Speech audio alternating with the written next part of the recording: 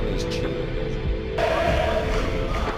Nah, Myanmar, sebuah negara tetangga jauh kita yang kondisinya saat ini semakin carut marut, bos.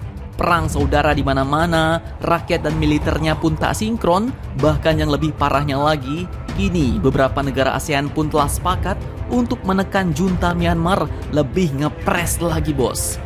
Namun dalam rapat Menlu ASEAN kemarin, ternyata tak semua negara ASEAN sepakat. Bahkan rapat pun berjalan tegang lantaran ada negara yang menolak untuk menekan junta militer Myanmar.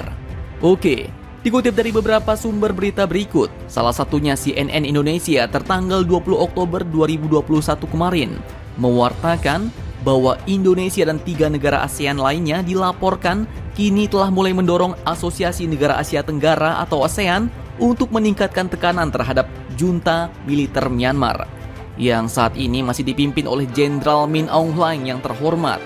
4 negara yang menuntut ASEAN agar menekan junta Myanmar lebih gencet lagi ini yaitu adalah Indonesia, Malaysia, Singapura, dan juga Filipina.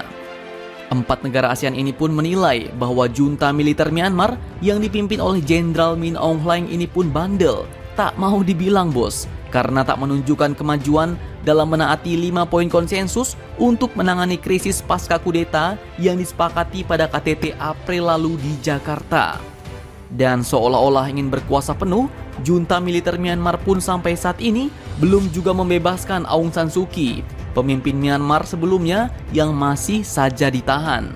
Militernya pun bukan melindungi rakyatnya tapi malah bentrok sana-sini, bos. Bahkan salah satu sumber pun mengatakan bahwa rapat Menlu ASEAN kemarin itu pun berjalan tegang karena tak semua negara ASEAN setuju untuk meningkatkan tekanan terhadap junta militer Myanmar.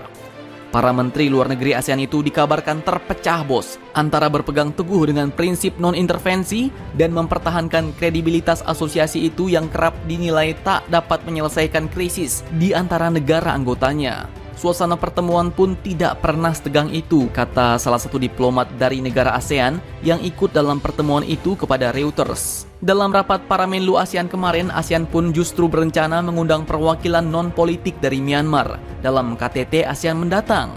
Namun beberapa pihak pun menilai bahwa keputusan itu dinilai melenceng dari kebijakan ASEAN terkait mengayomi dan non-intervensi yang selama puluhan tahun dipegang teguh oleh para negara anggota. Namun, beberapa negara ASEAN pun setuju tidak mengundang junta Myanmar, bos. Seperti Filipina, di mana Menlu Filipina yaitu Teodoro Locsin mengatakan bahwa ASEAN tidak dapat lagi mengambil sikap netral terhadap Myanmar. Nah, jadi bagaimana menurut kalian tentang sikap ASEAN yang kali ini mulai terpecah terhadap Myanmar? Jangan lupa komentar, tetaplah kalian barbar, dan jangan santuy terus tim Indonesia maju. Salam Indomax, Indo Make It Sense.